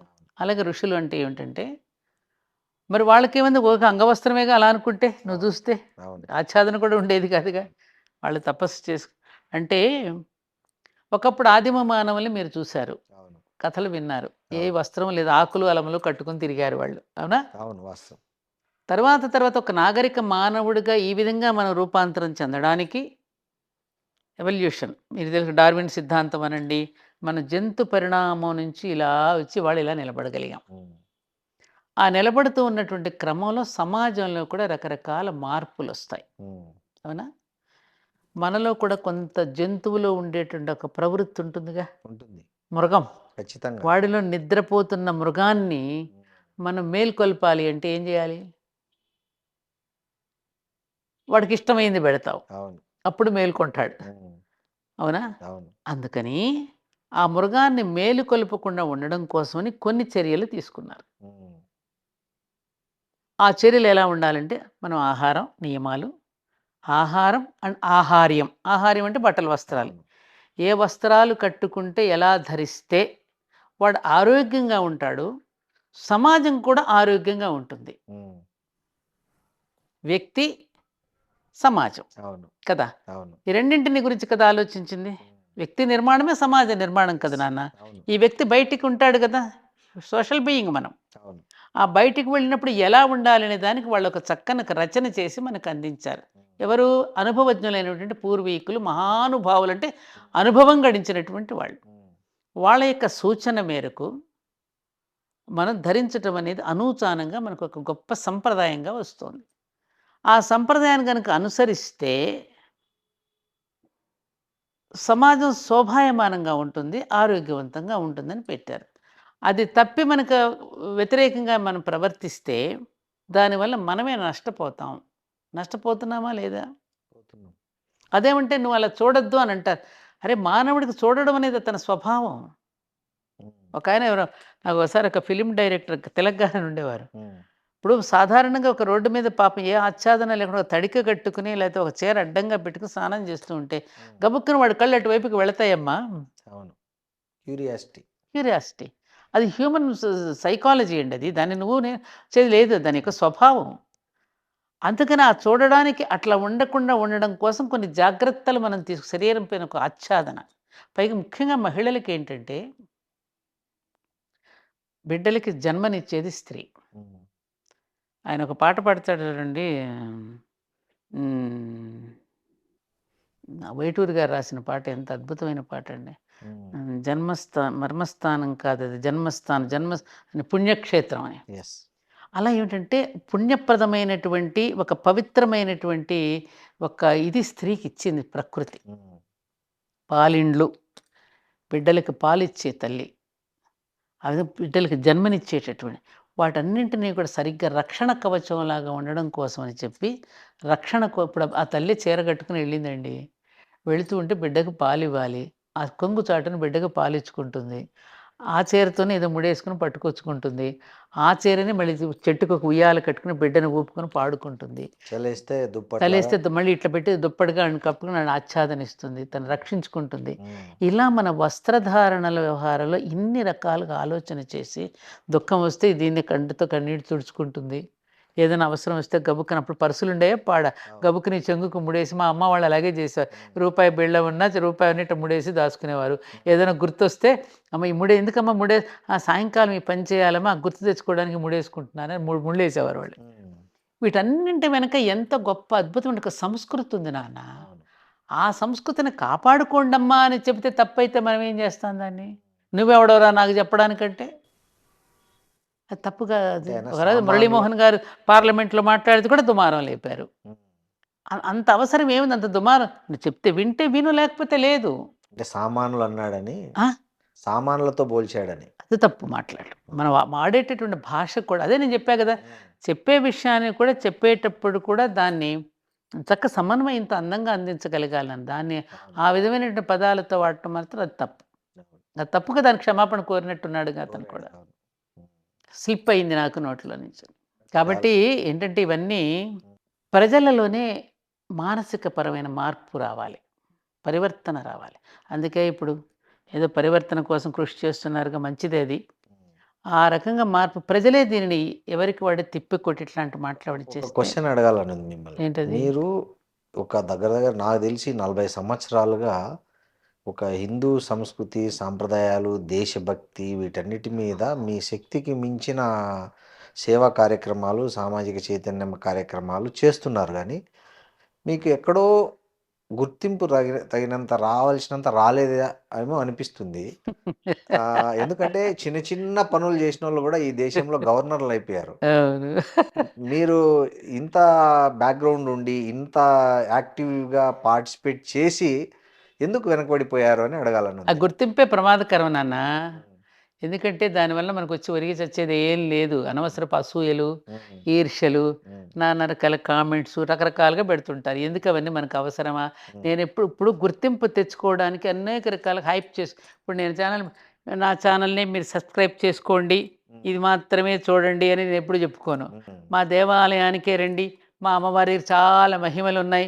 నేను ఎప్పుడు అలా హైప్ ఎప్పుడు క్రియేట్ చేయను. ఉమ్, దేవాలయం కూడా నేను అంతగా పెద్ద పబ్లిసిటీ చేయనంటే, ఉన్నవాళ్ళు హ్యాపీగా ఉండి కాస్త ఏదో ఇంత ప్రసాదం తిని వాళ్ళు కాస్త అక్కడ సేదతీరి ప్రశాంతతను పొందితే చాలు. అలా అనుకుంటాను తప్ప మనం అడ్వర్టైజ్మెంట్స్ చేసి అసలు ఆ దేవాలయం చేతుల నిర్వహణ కూడా చాలా మందికి తెలియదు. ఉమ్, మీకు తెలుసో లేదో ఆ విషయం. అవును. నేను ఇన్ని వేదికలు ఎక్కాను, ఇన్ని వేదికల మీద కూడా ఎప్పుడు నా ప్రొఫైల్ కూడా నేను ఎవ్వరికీ ఇవ్వను. ఉమ్. ఫలానా సత్యవాణి గారు ఇది చేసింది, నేను ఎన్నో ఉన్నాయి నేను చేసి నేను చెప్పుకున్నానా? ఎక్కడా లేదు. అది నాకు ఇష్టం మిమ్మల్ని లేదు. పిలిచలేదు ఏ పొలిటికల్ పార్టీ జాయిన్ కమ్మని? అడిగారు ఏ ఏ పార్టీల నుంచి వచ్చింది మీకు ఆఫర్? బీజేపీ ఫస్ట్ నన్ను బీజేపీ అడిగింది, తర్వాత తెలుగుదేశం పార్టీ నన్ను అడిగింది. ఎందుకు వెళ్ళలేదు? నాది రాజకీయమైన ప్రవృత్తి కాదండి. ఇప్పుడు ఇట్లాగే మీరు బాలగంగాధర్ తిలక్ను కూడా మీరు ఏ పోర్ట్ఫోలియో తీసుకోబోతున్నారు సార్, మరి ఇంత పెద్ద స్వతంత్ర సంగ్రామాలు ఇంత పోరాడారు కదా మీరు అని అడిగితే, నేను పోర్ట్ఫోలియో తీసుకోండి, నాకెందుకు మంత్రి పదవి, పోనాలో నా స్కూల్లో నేను మ్యాథమెటిక్స్ టీచర్గా పనిచేస్తా, అందరూ జాతిని యోజించి జాతి నాయకులను తయారు చేసేది ఎవరు? వేరే కింగ్ మేకర్స్ అన్నాడు ఆయన. అలాగే మనకెందుకు అవి ఆ పాలన అధికారాలు పాడు లేనిపోయిన తలనొప్పి. ఈ మధ్యన మన తిరుపతి వెళితే, మేడం మీరు ఎందుకు బోర్డు మెంబర్గా లేరు, మీరు మీలాంటి వాళ్ళు ఉండాలి టెంపుల్కేనంటే, నాయన నేను కనుక టెంపుల్కి బోర్డు మెంబర్గా తిరుపతికి వెళ్ళాననుకో, తెల్లవారు నా గేటు ముందు క్యూ ఉంటుంది, మేడం మాకు టికెట్ ఇప్పించండి, మాకు దర్శనం ఇప్పించండి అని. ఈ సాధన పోతుంది నాకు, ఈ గోడలో పడిపోతా, నాకెందుకు ఇదంతా కదా. అదే ఒకసారి తిరుపతిలో నేను చదలవాడ కృష్ణమూర్తి గారు ఉన్నప్పుడు నా ప్రసంగం విని, అమ్మ మీరు ఎప్పుడు వచ్చినా మీకు ఫ్రీగా దర్శనం ఇప్పిస్తాను మేడం అన్నాడు. సో కృష్ణమూర్తి గారు, నాకు స్వామి దర్శనం వద్దండి, ఆయన ఇక్కడ నింపుకున్నాను, ఆయన అప్పగించిన పని చేస్తానండి, మీ యూనివర్సిటీలో పిల్లలకి ఏదైనా చెప్పడానికి వీలైతే ఆహ్వానించండి, పిల్లలతో మాట్లాడుకుంటానన్నా నేను. నాకు అది ఇష్టం. మన సనాతన ధర్మంలో ఉన్నటువంటి ఆ శాస్త్రీయపరమైన విజ్ఞానం ఏదైతే ఉన్నదో అది నేటి తరానికి అందించగలిగితే సైన్స్ పరంగా వాళ్ళు కన్విన్స్ అవుతారు. అవును మేడం, అసలు సనాతన ధర్మం అంటే ఏంది? ఈ మధ్య ఎవరు పడితే వాళ్ళు ఎక్కడ పడితే అక్కడ వాడేస్తున్నారు పిచ్చగా. ఇంత పిల్లోడు కూడా మాట్లాడేస్తాడు. అదే అసలు ఏంటి అసలు సనాతన దానిలోనే ఉందిగా, సనాతనంలోనే అంటే పాతది ఎటర్నల్, పురాతనం అని అర్థం కాదు, ఎటర్నల్ శాశ్వతమైన ధర్మము. ఓకే, అది ఇప్పుడు ఉన్నది, ఎప్పుడు ఉంది, ఎప్పుడు ఉంటుంది. అది దానికి ఎవరు రాసింది కాదు, చేసింది కాదు, ఎవరు సృష్టించింది కాదు. సృష్టి ఏర్పడినప్పుడే ఏర్పడిపోయింది, నువ్వు పుట్టినప్పుడే ఉంది, నీ పుట్టుకతోనే వచ్చింది, నీ నడవడికలోనే ఉంది.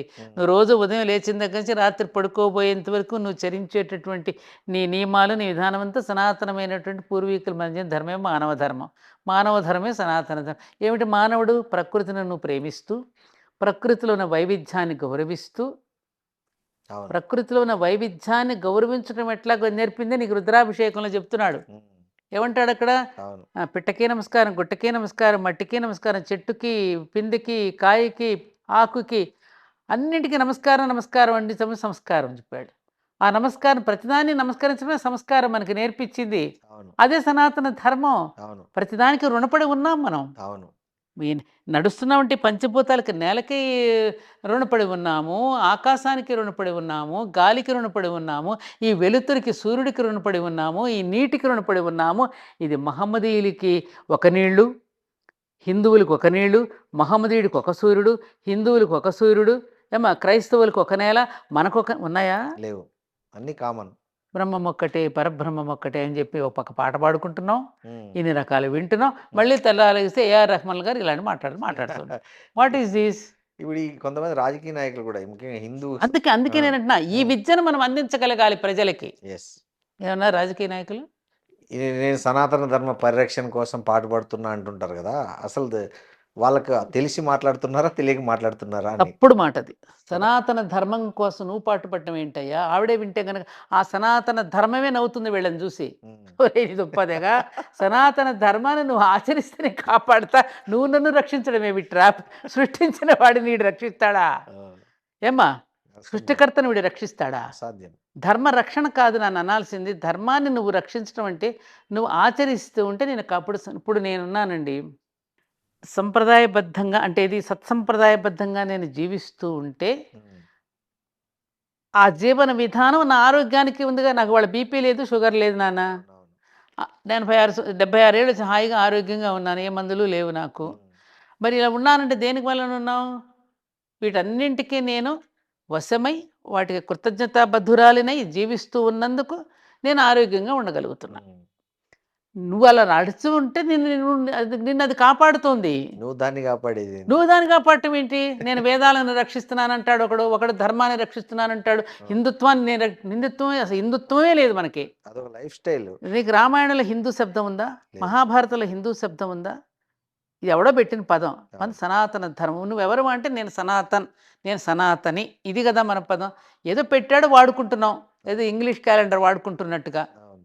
న్యాయంగా అయితే మన క్యాలెండర్ ఏమిటి? ఉగాది నుంచి. అవునవును. కానీ మన ఇంగ్లీష్ క్యాలెండర్ వాడుకుంటున్నట్టుగానే హిందూ పదాన్ని వాడుకుంటున్నాం. ఉమ్, కరెక్టా కాదా? కరెక్టే, ఏ నాన్న? అవును. కాబట్టి వాడుకుంటున్నాం కాబట్టి ఆ పదం వాడుతున్నాం. అవును.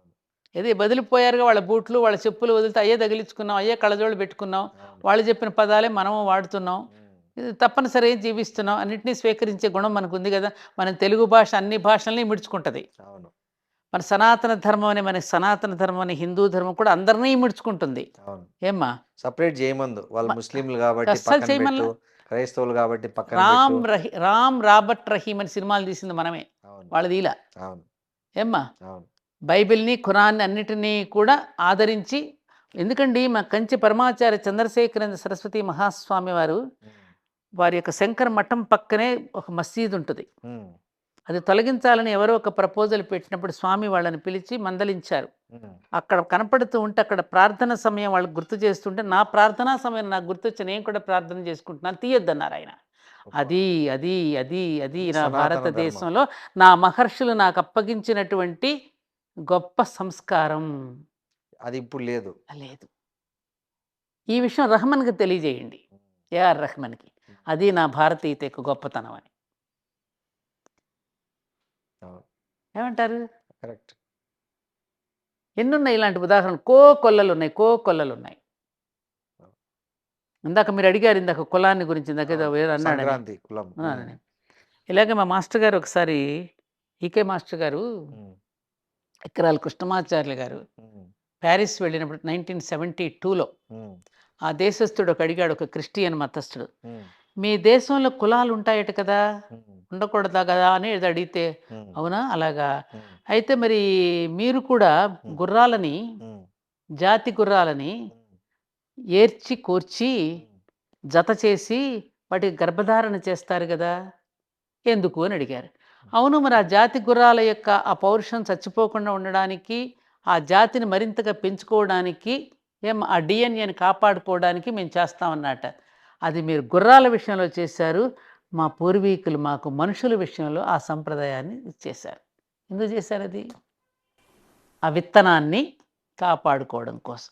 ఇన్ బోర్న్ ఎంప్లాయ్మెంట్, రక్తనిష్టగా ఉన్న బోర్న్ ఎంప్లాయ్మెంట్ని కులవృత్తులు పోకోకుండా ఉండడం కోసం అని చెప్పి ఆ విధంగా కులాలలో వివాహం చేసుకోవటం అనే పద్ధతిని ప్రవేశపెట్టారు తప్ప, ఆ డిఎన్ఏ నశించిపోకుండా ఉండడానికి పెట్టారు తప్ప అక్కడ విభేదాలు సృష్టించడానికి కాదు. ఇది విభాగాలు మాత్రమే, విభేదాలు లేవు. ఈ విభాగాలన్నీ పనిచేస్తూ ఉంటేనే కదా మనం ఉండగలుగుతున్నాం. అవును. ఎన్ని విభాగాలు పనిచేస్తున్నాయి సృష్టిలో? చాలా విభాగాలు. ఎన్ని విభాగాలున్నాయి? కార్పెంటరీ, ఏమ్మా, అవును. కంసాలి, అతని పని అతను చేస్తున్నాడా? అవును. చాకలి, దోబి, దర్జీ, బట్టలు కుట్టిస్తున్నాడు. ఇన్ని విభాగాలు పనిచేస్తుంటే మనీ పంపిణీ అవుతుంది, సర్క్యులేట్ అవుతుంది, రొటేట్ అవుతుంది కదా. అవును. ఈ విభాగాల మధ్య విభేదాలు సృష్టించింది ఎవరు? రాజకీయ నాయకులు.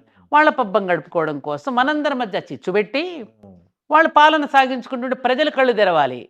ఒరే, మనందరి మధ్య ఈ విధంగా చిచ్చు పెట్టి వీళ్ళు పబ్బం గడుపుకుంటున్నారా, మనం ఏకం అవ్వాలని ఒకళ్ళకొకళ్ళు షేక్ హ్యాండ్ ఇచ్చుకుని అన్ని కులాల వాళ్ళు కలిసి వీళ్ళకి బుద్ధి చెప్పే రోజు రావాలి. బాగా చెప్పారు.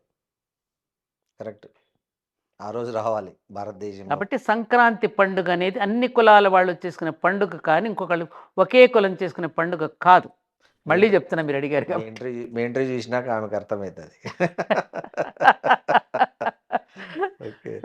మేడం ఈ మధ్య మీరు ఒక చాలా అరుదైన కార్యక్రమం ఒకటి చేశారని చూసా మీడియాలో. ఈ పారిశుద్ధ్య కార్మికులను దగ్గర దగ్గర 101 మందో 108. 108 మందిని పిలిచి మీరు వారి పాదాలను కడిగి ఉమ్. వాళ్ళకి బట్టలు పెట్టారు. అవును. అసలు ఏంది ఈ కాన్సెప్ట్ నాకు అంటే మీకు దీని అంటే వెనక మన ధర్మపురి క్షేత్రం ఉమ్, మానవ ధర్మ శిక్షణా కేంద్రం. ఇప్పుడు మనం పూజ చేస్తున్నా మానవ ధర్మాన్ని తెలుసుకుంటూనే మనం పూజ చేస్తాం. ఉమ్, అంటే సజీవ విగ్రహాలకు చేసే ఆరాధన నిమిత్తమై విగ్రహారాధన చేస్తున్నావు నువ్వు. అవును ఇంటికి అతిథి వస్తే నువ్వు ఎలాంటి మర్యాదలు చేస్తావో అక్కడ విగ్రహం ముందు కూడా నువ్వు అవే చేస్తున్నావు కదా, ఉపచారాలు.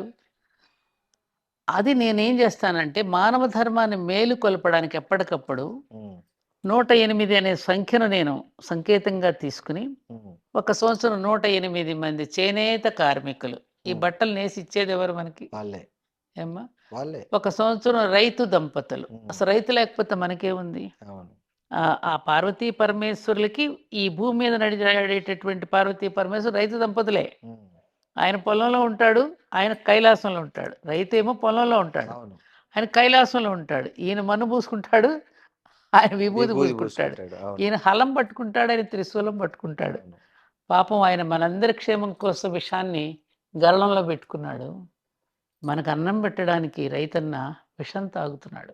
ఉమ్, ఇద్దరికి తేడా ఉందా? లేదు ఆమె గొట్టం దగ్గర పొయ్యి దగ్గర కూర్చుని అందరికీ అన్నాలు కట్టించి పాప విత్తనాలకి వాళ్ళని పంపించి ఆ తల్లి పడే పాటలు ఎన్ని పాటలు పల్లెల్లో మీరు చూస్తుంటే చూశాను. చిన్నప్పుడు మేమన్నీ అవును. మా కుటుంబంలో మేము చూసాం ఇవన్నీ. మేము మా కూడా నాన్నగారు అమ్మ అవును. మేమందరం చూసాం కదా. అవును. అట్లా 108 రైతు దంపతులని పాద పూజ చేసి ఉమ్, వాళ్ళకి కర్షకరత్న బిరుదుతో సత్కరించడం. ఉమ్, 108 జాతి గోవులు. అసలు ఆ గోవులు లేకపోతే మనం ఉన్నామా? లేము సంపదంతా గోవుల నుంచేగా మనం పొందేది. ఉమ్, ఆడపిల్లకి అత్తగారికి వెళ్ళినప్పుడు గోవునిచ్చి ఎందుకు పంపించావు? సంపద పెరగడం కోసం. yes. ఒక గోవును పెంచితే 1000 గోవులు అవుతాయి. 1000 గోవుల ద్వారా కొన్ని ఎద్దులు, వ్యవసాయం, మనకు సోదర వర్గానికి చెందినవి పశు సంపద. అటువంటి గోవులు చేసి ధేను రక్షణ దీక్షా పురస్కారం అని ఇప్పుడు పల్లెల్లో మరి గోవులని పెంచలేకపోతే మన వాళ్ళు గోశాలలు పెట్టి ఆ బీడిని సంరక్షించుకోవడానికి వాళ్ళు కాపాడుతున్న గోశాలలకి పెట్టిన వాళ్ళకి ధేను రక్షణ దీక్షా పురస్కారంతో సత్కరించడం. ఉమ్, అలాగే 108 మాంగళ్యాలు చేయించి ఉమ్, మాంగళ్య ధారణ అంటే ఇది ఒక జీవన సూత్రం అనేది మర్చిపోయి దానేదో ఒక పసుపు తాడు ఒక బిళ్ళలాగా చూసి దాన్ని మేకు తగిలించి పెట్టుకోకపోవడం, వివాహ వ్యవస్థ దెబ్బతినడం, ఉమ్, దీనిని కొంచెం జనంలో కాస్త తీసుకెళ్లడం కోసం నుండి మాంగళ్యాలు. అలాగే 108 చేనేత చీరలు దేశవ్యాప్తంగా ఎక్కడెక్కడ చేనేత పరిశ్రమలు ఉన్నారో ఆ చీరలు తెప్పించి అమ్మవారికి సమర్పిస్తూ అలా 108 మంది కళాకారులు అన్ని మన 64 కళలు ఉన్నాయి కదా నాన్న. అవును అలాగే నృత్య గురువులు, ఉమ్. సంగీత గురువులు వాళ్ళు లేకపోతే ఆనందం మానసిక అంటే ఆనందం ఇట్లా ఏముంది? ప్రతి సంవత్సరం ఇలా ఒక్కొక్క ప్రతి కేటగిరీ 108 నదీ జలాలు, ఉమ్, 108 మంది హరికథా భాగవతారులను తీసుకొచ్చా.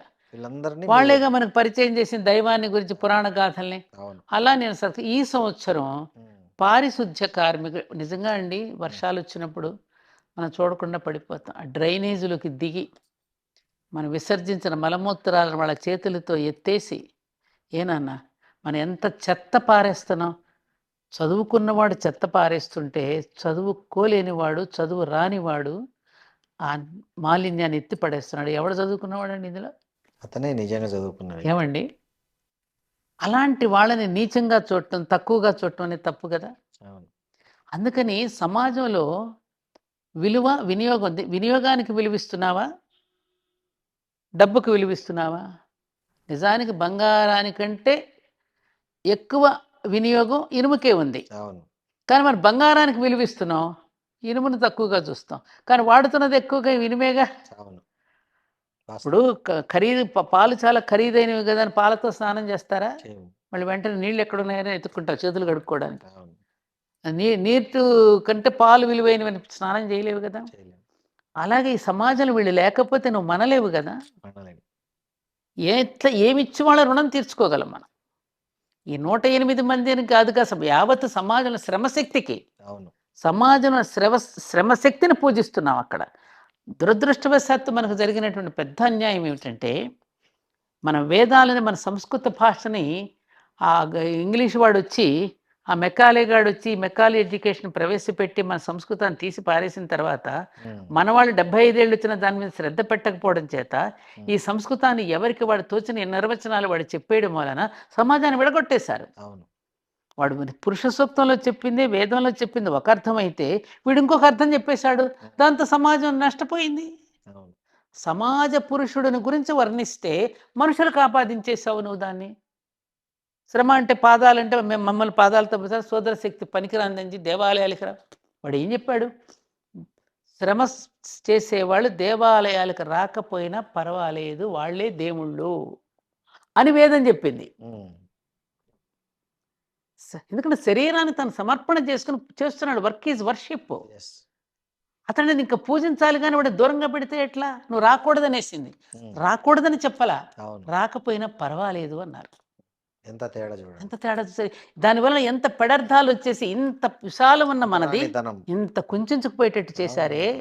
ఎంత ఎంత ఎంత దారుణం అండి ఇది. అలాగే స్త్రీలు వేదాలు చదవకపోయినా పర్వాలేదు, ఆమె వేదం. ఎన్ని వేదనలను భరిస్తోంది ఆవిడ. పుట్టినప్పటి నుంచి చనిపోయేంత వరకు వేదనలే. త్యాగము, ప్రేమ, ఆవిడదంతా అమృతత్వమే. అటువంటి స్త్రీలు వేదంతో సమానం కాబట్టి వేదాలు చదవకపోయినా కొంపేమీ మునగదు అని కీర్తిస్తే స్త్రీలు వేదాలు చదవకూడదు. ఇలా ఇంటర్ప్రిటేషన్స్ అన్నీ రాంగ్ చేసేసి సమాజాన్ని దూరం పెట్టేశారు. విభేదాలు. అందుకని ఆ శ్రమశక్తిని గౌరవించడం కోసం ఇప్పుడు గుడిలో పూజారి, తీర్థమిచ్చే పూజారి అవసరమే, చెప్పులు కుట్టే సోదరుడు అవసరమే. రెండూ లేకపోయినా నడుస్తుందా నాన్న? ఎంతమంది పని చేస్తే గుడిలో, ఆ గుడి దేవాలయం కట్టింది ఎవరు? మోసిన కూలీలు ఎవరు? చెక్కిన శిల్పి ఎవరు? ఇవే. ఈ స్పృహలో లేడు మానవుడు. ఈ స్పృహను ఎప్పటికప్పుడు కలిగిస్తూ మనిషిని ఎప్పుడు కూడా ఆ పట్టాల నుండి చెదిరిపోనీయకుండా కాపాడుకునే మానవ ధర్మ శిక్షణా కేంద్రమే మన ధర్మపురి క్షేత్రం కావాలనేది ఆ కాన్సెప్ట్తో నడుస్తూ, ఆ నేపథ్యంలో ఈ సంవత్సరం 108 మంది కార్మికులకి పాదాలు కడిగి, మీరు మీ చేతులతోనే వాళ్ళ పాదాలు కడిగి ఈ మనసు అంటే అదే ఆ సృష్టిలో ఉన్న శ్రమశక్తికి 108 మంది సంఖ్య అనేది నమూనా. ఆ శ్రమశక్తికి పూజ, ఆ శ్రమ సౌందర్యానికి పూజ, ఆ శ్రామిక సౌందర్యానికి ఆరాధన. కడిగి వాళ్ళకు కొంచెం కొత్త బట్టలు వాళ్ళకి ఏదో చార్జెస్ పాపం వచ్చారు కదా అక్కడక్కడ పిలవగానే. వాళ్ళంతా పిలవగానే వచ్చినందుకు మనకి కృతజ్ఞతలండి వాళ్ళకి. మనం ఒక మంచి కార్యం చేయడానికి కూడా అక్కడ అవకాశం మేడం. వాళ్ళు బహుశా నాకు తెలిసి మీరే ఫస్ట్ అట్లా వాళ్ళ కాళ్ళు కడిగి గౌరవించింది తెలియదు కానీ నేను ఇప్పుడు మనం తద్వారా రాజకీయంగా ఏదో లబ్ధి పొందాలి అని కూడా నాకు రాజకీయాలు లేను. అదే నేనేదో పెద్ద సొంగ సంస్కర్తనని చెప్పేసి నేనేదో పేరు ప్రతిష్టలు చేసుకుని ఏదో పోస్టులు తెచ్చుకోవాలని అది నాకు అసలు అక్కరే లేదు. ఏమ్మా అక్కరే లేదు. ఈ భూమి మీద పుట్టినందుకు ఈ ఋషులు మనకు అందించినటువంటి ఫీల్ అయ్యారు వాళ్ళు మీరు ఇదంతా చేసిన తర్వాత? కానండి, ఒక్కటి మాత్రం నన్ను కదిలించిందండి. 3 అమ్మాయిలు లేచి గబగబా గేట్ బయటికి వెళ్ళిపోయారు. అమ్మో, ఆ తల్లి పాదాలకి మేము ఇవ్వము, మాకు పాపం వస్తుంది, ఆ తల్లితో మేము పాదాలు కడిగించుకొని లేచి వెళ్ళిపోయారు. మాకు పాపం అంటుకుంటుందని చెప్పేసి, లేదమ్మా నాకు ఆ పుణ్యాన్ని ఇవ్వండి అని రాలా వాళ్ళు 3. మిగతా వాళ్ళందరికీ ఇక్కడ, వాళ్ళు మాత్రం రావంటే అప్పుడు నాకు పాండురంగడు కథ గుర్తొచ్చింది. పాండురంగడు కథ కూడా ఇదే కదా. శ్రీకృష్ణుడు నాకు తలనొప్పిగా ఉంది అని శిరోవేదనతో బాధపడుతూ ఉంటే ఎంతమంది వైద్యులు వచ్చినా ఆయన తగ్గకపోతే కృష్ణుడు అంటాడు, ఈ మందులకి ఏం తగ్గే శిరోభారం కాదు నాది. ఎవరైతే నాకు నిజమైనటువంటి భక్తులు ఉంటారో ఆ భక్తుల యొక్క పాదధూళిని నాకు నుదుటన పెడితే అప్పుడు ఈ జబ్బు తగ్గుతుందని చెప్తాడు నారదుడు మహర్షి. చెబితే ఈ భార్యలు, అష్టభార్యలు వీళ్ళందరూ అమ్మ మాకు పాపం తగులుతుంది, మా పాదధూళి ఆయనకి ఎలా రాస్తాం అని ఎవరు ఒక భక్తురాలు వచ్చిస్తుంది. అదేగా పాండురంగడు కథ. నాకు పాపం తగిలినా పర్వాలేదు, నేను ఇస్తాను నా పాదధూళి అని రాస్తుంది. నాకు అమ్మాయి అనగానే వెంటనే నాకు అది గుర్తొచ్చింది. అయ్యా చూసారా వాళ్ళలో ఉన్న. అయ్యా ఇంకొక గమ్మత్తు ఏంటంటే, ఇంకొకళ్ళు కామెంట్ చేశారు. సాధారణంగా మనకు పెళ్ళిళ్ళకి వెళ్తే రిటర్న్ గిఫ్ట్స్ ఇస్తారుగా. రిటర్న్ గిఫ్ట్స్ ఇస్తే కారులో కూర్చోగానే ఇవ్వగానే వీళ్ళందరూ ఏమి ఇచ్చారని ఎత్తుక్కుంటారు. వాళ్ళకి అన్ని కవర్లో మేము బట్టలు పెట్టి అన్నీ ఇస్తే ఒక ఆయన, అమ్మ నేను గమనించాను, ఒక్కళ్ళు కూడా కవరిప్పి చూసుకోలేదమ్మా వాళ్ళు. వాళ్ళ గొప్పతనం. ఇంత డిసిప్లిన్ గా కూర్చున్నారు, ఒదిగి కూర్చున్నారంటే ఆ భగవంతుడి ముందు ఒదిగి కూర్చున్నారంటే పెళ్లి పెద్దల్ని కూడా వాళ్ళనే చేశాను నేను. శివుడి తరపున వాళ్ళ బంధువులని. వాళ్ళు ఎంత ఎంజాయ్ చేశారు. వాళ్ళే పెళ్లి పెద్దలు ఆ రోజున. గ్రేట్. వాళ్ళే ఎంజాయ్ చేశారు. శివుడి తరపున గణాలుగా మేము ఎంత కలిసి వచ్చామని. అమ్మ అయ్యవారి తరపున నేను, నా గణాలు వీళ్ళంతా అన్నట్టుగా సరదాగా మేము వాళ్ళ వేడుకగా చేసుకుంటే ఎంత ఎంజాయ్ చేశారో వాళ్ళు. సూపర్. వాళ్ళలో ఆ సంస్కారం. ఏం చదువుకున్నారయ్యా? అవును. ఇప్పుడు మున్సిపాలిటీ నారాయణమ్మ ఉమ్, వర్కర్గా జీహెచ్ఎంసీ నారాయణమ్మ ఎంత అద్భుతమైన పద్యాలు చెప్తోందయ్యా, ఉమ్, ఎంత చక్కని తత్వగీతాలు పాడుతుంది. ఆవిడ కూడా వచ్చింది ఆ రోజున. ఓ, ఆమెకు కూడా పాదాలు గడిగి పూజ చేసాం. ఓకే. చెప్తున్న విషయం ఎందుకనంటేనా, మానవ ధర్మాన్ని మేలుకొల్పుకోవడానికే మానసికపరమైనటువంటి మార్పుని గుడిలో ఎట్టయితే నిర్మాల్యాన్ని ఏ రోజుకి ఆ రోజు తీసేస్తున్నామో, మన శరీరంలోని నిర్మాల్యాన్ని ఏ రోజైతే స్నానం చేసి తీసేస్తున్నామో, మన మనోమాలిన్యాన్ని తొలగించుకోవడానికే దేవాలయ దర్శనం. Yes. పూజలు కొట్టి కొబ్బరికాయలు కొట్టి నాకెంత పుణ్యం కాదు కదా. కాదు. అది మేలుకొల్పేటటువంటి కేంద్రమే, శ్రద్ధా కేంద్రంగా, ఒక మానబిందులుగా మన దేవాలయాలు మన పూర్వీకులు మనకు అందించారు. అవును. అలాంటి నమూనా దేవాలయం మా దేవాలయం ధర్మపురి క్షేత్రం కావాలనేది నా ఆదర్శం. మేడం అక్కడ ఇంకా ఏవేవో కొత్తగా ఏవో చేస్తున్నట్టున్నారు ఇప్పుడు ఏదో. మర్చిపోయా, మంచి గుర్తు చేశారు. అరుంధతి వశిష్ఠుల యొక్క మందిరం, అదొక కౌన్సిలింగ్ సెంటర్ కావాలనేది నా ఇది. ఓకే. ఎందుకనంటే ఇవాళ పెళ్ళిళ్ళు ఒక విపరీతమైన పోకడలతో చేసేస్తున్నారు. ఎప్పుడంటే టైము, ఎప్పుడో అర్ధరాత్రి ఎప్పుడు పెళ్ళి అవుతుంది, నేను బయటికి తీసుకెళ్తాడు. అందులో ఈ డాజరింగ్, ఈ లైట్లు, నక్షత్రాలు ఎక్కడ కనపడితే అదిగో అరుంధతి నక్షత్రం అంటాడు. చూసే ఆయనకి కనిపించదు, చూపించే ఆయనకి కనిపించదు. ఆహా ఓహో అంటారు, వచ్చేస్తారు. అసలు ఈ అరుంధతి ఎవరు? ఎందుకు ఆ నక్షత్రం చూపిస్తున్నారు? భార్యాభర్తల యొక్క ఆ కాపురం దృఢంగా చిరకాలం నిలబడాలంటే అరుంధతిని ఎందుకు పూజించాలి? ఇవన్నీ అందుకని అదొకటిన సామాజిక సమరసత అంటున్నాగా ఇప్పుడు మనం అందరూ ఏకంగా. అందుకని అరుంధతి ఎటువంటి ఏ స్థితి నుంచి ఎలా ఎదిగింది, ఎందుకు వశిష్ఠుడు కూడా అంత ప్రియభామినిగా ఆవిడ ఎందుకు అంత ఇదయింది అనేది చూపించడానికి ఒక మందిరాన్ని, ఒక ప్రేరణ ఇవ్వడానికి కట్టిస్తూ, వివాహం చేసుకున్న వాళ్ళు, చేసుకోవడానికి ముందు వచ్చిన వాళ్ళు కూడా అక్కడికి వస్తే మనమే వాళ్ళకి చక్కగా బట్టలు పెట్టి కూర్చోబెట్టి, అమ్మ వివాహం చేసుకోబోతున్నారు మీరు, వైవాహిక జీవితం అంటే ఏమిటో వాళ్ళకి తెలియచేసి, ఆ సహజీవనంలో మాధుర్యాన్ని ఎలా పొందవచ్చో, ఎలా ఉంటే ఎలా పొందగలుగుతారో అవన్నీ చెప్పడం కోసమని నేను ఈ అరుంధతి వశిష్ఠుల మందిరం. నాకు తెలిసి భారతదేశంలో ఉందా ఇట్లాంటి మందిరం? మరి తెలియదు నాకు అంత, నాకు తెలిసి నాకు అంత తెలియదు కదా, ఉందేమో నాకు తెలియదు. సో ఏంటి మేడం మీ ఫ్యూచర్ డ్రీమ్ ఏంటి అసలు? ఏం లేదు నాన్న, దేవాలయం అనేది సమాజ సంక్షేమ కేంద్రం అని కదా. ఊరిలో మధ్యలో గుడి ఎందుకు ఉండేదంటే, మన శరీరానికి గుండె ఏం పని చేస్తుందో అదే ఊరికి దేవాలయం చేస్తుంది. ఈ బ్రిటిష్ వాళ్ళు వచ్చిన తర్వాత ఈ కోర్టులు, ఈ న్యాయస్థానాలు, ఈ పోలీస్ స్టేషన్లు వచ్చి, అంతకుముందు ఈ దేశంలో ఏవి లేవుగా. అన్ని దేవాలయమే. న్యాయానికి తీర్పు అక్కడే జరిగేది, అన్నీ అక్కడే తీర్పు జరిగేది. ఊరి పెద్దలు ఇద్దరు వచ్చేవారు. పురోహితుడు అంటే పురమునకు హితము చెప్పేవాడు పురోహితుడు. ఆయన కూర్చోబెట్టుకుని గ్రామ పెద్దలు కూర్చొని ఊర్లో ఎవరికైనా తగాదాలు వస్తే అక్కడ పరిష్కరించేవారు. వైద్యాలయం కూడా అది. మాకు చిన్నప్పుడు నాకు బాగా గుర్తు, మాకు ఎవరికైనా బాగోతే ఆచార్యులు గారి దగ్గరికి వెళ్ళి మందు పట్టారని ఇంత పొట్లం కట్టించేవారు ఆయన. ఎందుకంటే పురోహితుడికి తప్పకుండా ఆయుర్వేదం తెలిసి ఉండేది. అనూచానంగా సంప్రదాయంగా వస్తాయి కదా, వాళ్ళ తండ్రి గారు ఏ వైద్యం చేస్తే కుమారుడు ఆ వైద్యం చేసేవాడు. అలా మన దేవాలయం, వైద్యాలయము, న్యాయాలయము, విద్యాలయము అన్నీ అదే అయి ఉండేది. ఆ పరంపరను దీనిలోకి కొనసాగించాలని ఒక ప్రాథమిక చికిత్సా కేంద్రం, మహాప్రాణదీపం పేరిట ఒక ప్రాథమిక చికిత్సా కేంద్రం. అలాగే నాకు ఇంకా ఉన్నది ఇంకొకటి ఏంటంటే ఒక ధర్మపీఠం. అది దేవాలయ సముదాయం కదా, దేవతలంతా ఉన్నటువంటి ఒక పాజిటివ్ వైబ్రేషన్స్ ఉన్న ప్రదేశం. అక్కడికి వెళ్ళగానే ఇప్పుడు మామూలుగా మన ఏ బాబు గుళ్ళోకి రాయో దండం పెట్టుకుంటే వాడు ఏమంటాడు, వద్దులే మేడం నేను స్నానం చేయలేదను, లేకపోతే నేను వాళ్ళు కొంచెం నాన్ వెజ్ తిన్నానండి రానులేండి, అంత పవిత్రంగా లేనంటాడు కదా. అలాగే తప్పు చేసిన ప్రతివాడు కూడా ఆ విధంగా తనకి గిల్టీగా ఫీల్ అవుతాడు కదా. ఇక్కడ కనుక న్యాయపీఠాన్ని కనుక మనం పెడితే, భార్యాభర్తల తగాదాలు అవ్వచ్చు, ఆస్తి తగాదాలు అవ్వచ్చు, కోర్టులు చుట్టూ తిరుగుతున్నారు, ఏళ్ల తరబడి తిరుగుతున్నారు, డబ్బులు పోగొట్టుకుంటున్నారు, దుఃఖమే మిగులుతుంది చివరికి. గెలిచిన వాడికి దుఃఖమే, ఓడిన వాడికి దుఃఖమే. అట్లా ఆల్టర్నేటివ్ డిస్ప్యూట్స్ అంటే ఆ డిస్ప్యూట్స్ని ఇక్కడే పరిష్కరించుకునేటట్టుగా ఇద్దరు హ్యాపీగా వెళ్ళేటట్టుగా ఒక ధర్మపీఠం న్యాయపీఠాన్ని పెట్టాలనేది ఒకటి ఉంది నాకు. అది ఈ వయసు అయిపోతుంది, అది ఎంతవరకు ఇంకా నేను అది ప్రమోట్ చేయగలను, కానీ అదొకటి నాకు లోపల ఉంది. రెండే హాస్పిటల్ అంటే నెమ్మదిగా చాలాసార్లు క్యాంపులు పెడుతున్నాం. ఒక ఆయుర్వేదిక్ ఉంది, హోమియో డాక్టర్ వచ్చేవారు. మన కరోనా వచ్చిన దగ్గర నుంచి కాస్త కుంటుపడింది, కానీ ఆ విధంగా దేవాలయమే అన్నింటికీ కేంద్రం. దేవాలయంలో వచ్చేటటువంటి డబ్బు ఊరికి ఎంతో ప్రయోజనకారిగా ఉండేది. ఎందుకంటే మనకు కలిగిన దాంట్లో ఇంత వెళ్ళి వేస్తాం కదా నాన్న. అవును. నేను కార్గిల్ వారికి పంపించానండి, అప్పుడు ఉన్న కాస్తులోనే. తూర్పుగోదావరి జిల్లాలో తుఫాన్లు వచ్చినప్పుడు పంపించాం. అట్లాగే ఇంకొక దేవాలయంలో అసలు ఏమి ధూపదీప నైవేద్యాలకు లేదంటే ఇక్కడి నుంచి మనం పంపించడం జరిగింది.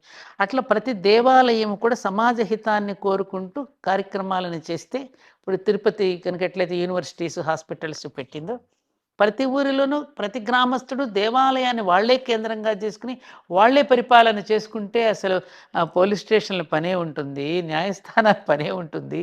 ఏమంటారు? అంతే కదా మేడం. అది ఆ రోజు రావాలి. మళ్ళీ కృతయుగం వస్తే ఆ రోజులు వస్తాయి. Thank you madam. మంచిదమ్మా, నమస్కారం.